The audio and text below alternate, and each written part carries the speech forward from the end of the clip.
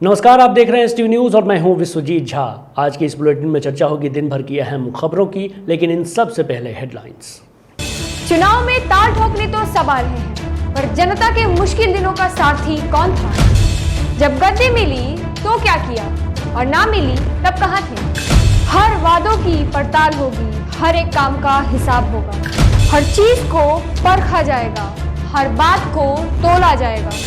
इस बार जनता लेगी सबकी खबर और हर खबर से आप रहेंगे बाखबर। एचटीवी न्यूज पर देखिए का हाल बा मुखिया जी, पंचायत चुनाव 2021 की मेगा कवरेज।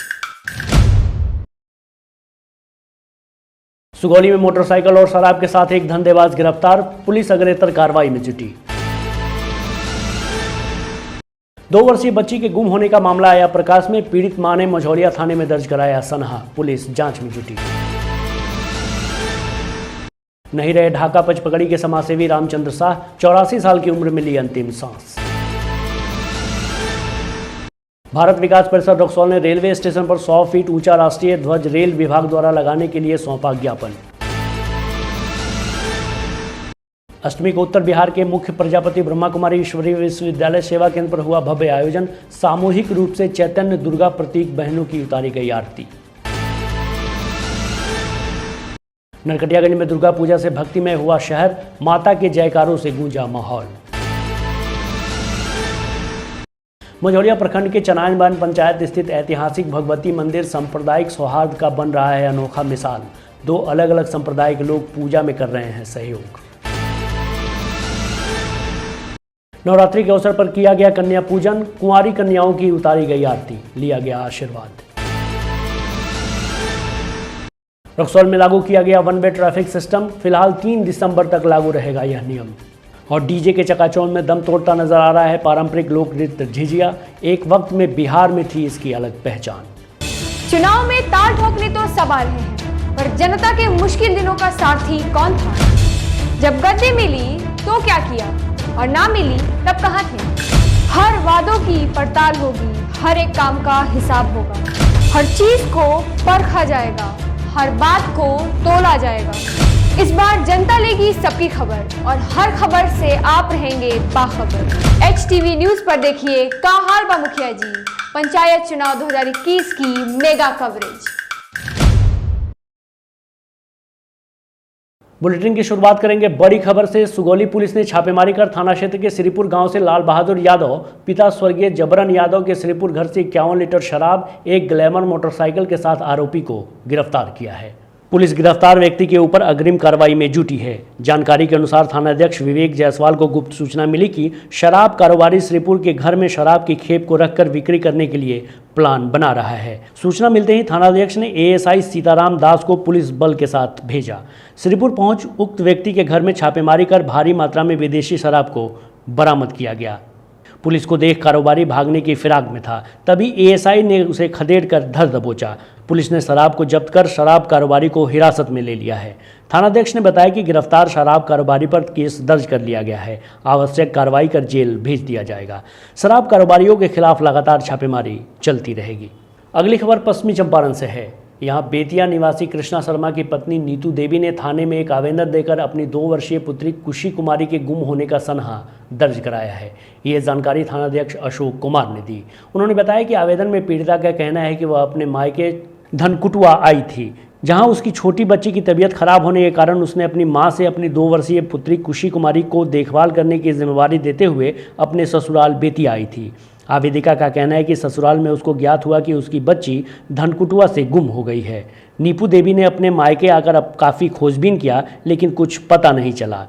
तब उसने मझौलिया थाने में एक आवेदन देकर अपनी पुत्री की गुम होने का सनहा दर्ज कराया है और खोजबीन करने की गुहार लगाई है। इस बाबत थानाध्यक्ष अशोक कुमार ने बताया कि सनहा दर्ज कर पुलिस अनुसंधान में जुट गई है। नाम नीपू देवी, मैयर धनकुटुआ, बेटियाँ बाबू के इलाज करावा और तो हमार बच्ची ना रही, मझौलिया थाना में संगा दीजिए, हमार बच्ची मिल जाए।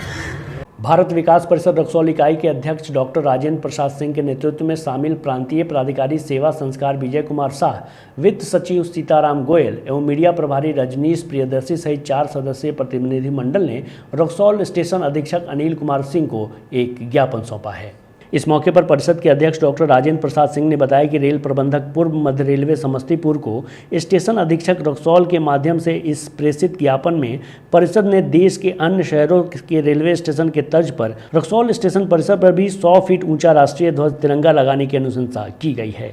वहीं परिषद के मीडिया प्रभारी रजनीश प्रियदर्शी ने बताया कि भारत और नेपाल के प्रवेश द्वार रक्सौल स्थित रेलवे स्टेशन के ऐतिहासिक एवं सामरिक महत्ता जगजाहिर है। परिषद आज़ादी की 75वीं वर्षगांठ के तहत अमृत महोत्सव को अविस्मरणीय बनाने एवं रक्सौल रेलवे स्टेशन को और अधिक आकर्षक बनाने के लिए देश के गौरव व सम्मान का प्रतीक 100 फीट ऊंचा राष्ट्रीय ध्वज तिरंगा को स्टेशन के सर्कुलेटिंग एरिया में रेल विभाग द्वारा आग्रह किया गया है। अगर परिषद की मंशा को धरातल मिलता है तो रेलवे स्टेशन परिसर में प्रवेश करते ही मुख्य द्वार के पास 100 फीट ऊंचा गगनचुंबी राष्ट्रीय ध्वज तिरंगा न केवल रेल यात्रियों को देखने को मिलेगा बल्कि शहरवासियों को भी काफ़ी दूर से ही नजर आएगा। परिषद का इसके पीछे उद्देश्य यही है कि गगनचुंबी तिरंगे देखने से न केवल लोगों के बीच देशभक्ति की भावना और अधिक प्रगाढ़ होगी बल्कि देश के प्रति कुछ कर गुजरने का जज्बा एवं नागरिक कर्तव्य पालन करने की भावना को और अधिक बल मिलेगा। पूर्वी चंपारण जिले के ढाका प्रखंड अंतर्गत पचपकड़ी पंचायत के वयोवृद्ध समाजसेवी रामचंद्र प्रसाद शाह का निधन हो गया है। वे 84 वर्ष के थे। उन्होंने अपने पीछे 2 पुत्र 2 पुत्री और नाती पोते से भरा परिवार छोड़ गए हैं। समाज में सद्भाव और विकास के प्रति समर्पित रामचंद्र शाह 30 वर्षों तक वरिष्ठ स्वतंत्रता सेनानी और पंचायत के मुखिया पंडित श्याम सुंदर ठाकुर जी के साथ उप मुखिया रहे। उन्होंने वर्ष 1960 में पचपकड़ी में दुर्गा पूजा की शुरुआत कराने में अहम भूमिका निभाई और खुद के नाम से लाइसेंस लिया।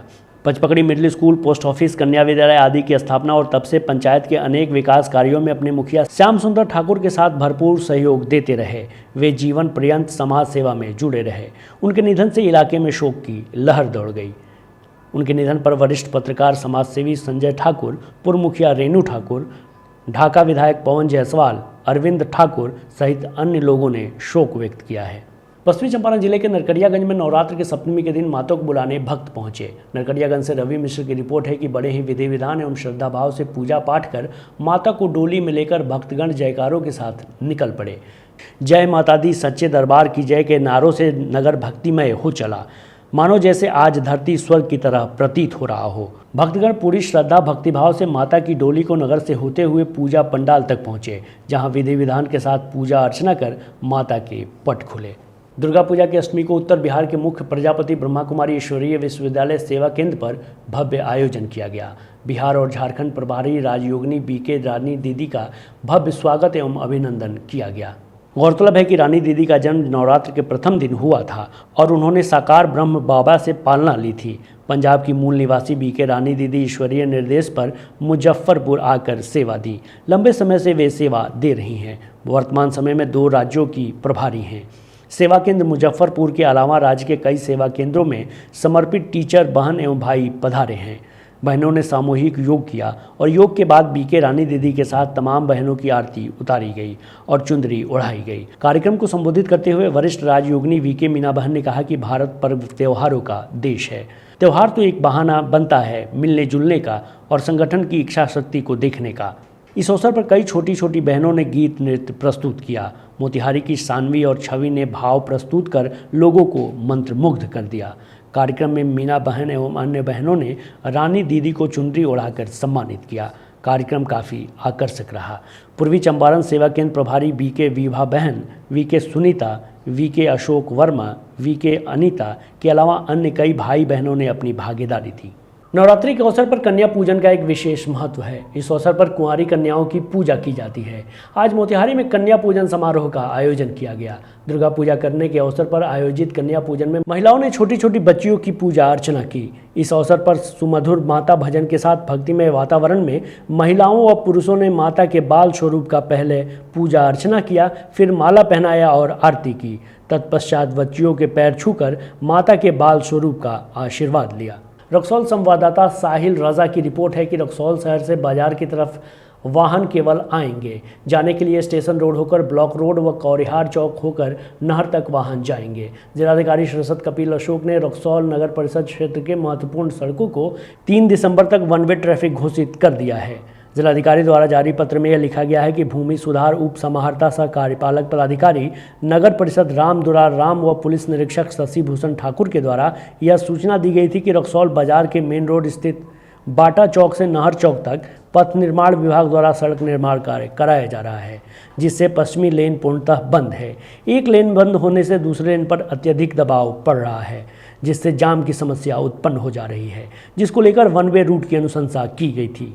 इस अनुशंसा पर संज्ञान लेते हुए जिला पदाधिकारी ने अत्यधिक जाम की समस्या से निपटने, दुर्गा पूजा को देखते हुए यातायात को सुचारू करने हेतु नहर चौक से बाटा चौक तक सिर्फ आने एवं बाटा चौक से रेलवे स्टेशन होते हुए ब्लॉक रोड की ओर जाने की व्यवस्था तथा कस्टम की ओर से आने वाले वाहनों को बाटा के सामने रेलवे स्टेशन रोड होते हुए ब्लॉक रोड व कौरिहार चौक होते हुए नहर तक जाने के लिए वन वे ट्रैफिक व्यवस्था लागू करने की अनुमति दी गई है। बिहार में दशहरा चढ़ते ही पारंपरिक लोक नृत्य झिझिया जगह जगह देखने को मिलती थी। यह नृत्य खासकर गांवों में युवतियों द्वारा कस्बों मोहल्लों में प्रस्तुत किए जाते थे। आजकल ये बहुत कम देखने को मिलती है।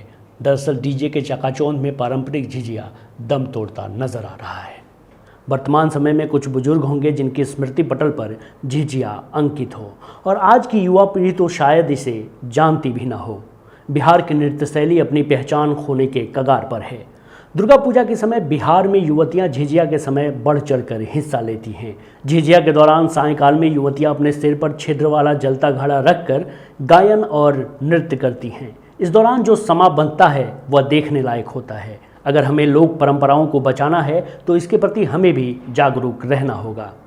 हम कहीं भी रहें, लोक कलाओं को जानना पहचानना ज़रूरी है। अभी दशहरा चल रहा है, लेकिन आज के युवा दशहरा में होने वाले बिहार की प्राचीन लोक परंपराओं से अनभिज्ञ हैं। यह विडंबना ही है। सच कहूँ तो बिहार की लोक परंपराओं को खासकर युवाओं के बीच पहचान दिलाने की ज़रूरत है, ताकि हमारी लोक परंपरा जीवंत रहे। आज के लिए बस इतना ही। STV न्यूज़ पर प्रसारित होने वाली खबरें, प्रोग्राम सब GTPL के चैनल नंबर 985 और डेन के चैनल नंबर 155 के साथ साथ आप अपनी सुविधा अनुसार मोबाइल फ़ोन पर भी देख सकते हैं। अगर आप हमें YouTube के माध्यम से देखना चाहते हैं तो STV न्यूज़ के ऑफिशियल YouTube चैनल को सब्सक्राइब करें और बेल आइकॉन दबाकर ताज़ा वीडियोज़ की नोटिफिकेशन प्राप्त करें। फेसबुक पर जुड़ने के लिए STV न्यूज़ के फेसबुक पेज को लाइक करें और ट्विटर पर STV न्यूज़ को फॉलो करें। तमाम लेटेस्ट अपडेट के लिए देखते रहिए उत्तर बिहार का सबसे तेज़ी से उभरता हुआ न्यूज़ चैनल HTV न्यूज़, सच की आवाज़। नमस्कार। चुनाव में ताल ठोकने तो सब आ रहे हैं, पर जनता के मुश्किल दिनों का सारथी कौन था? जब गद्दी मिली तो क्या किया और ना मिली तब कहाँ थे?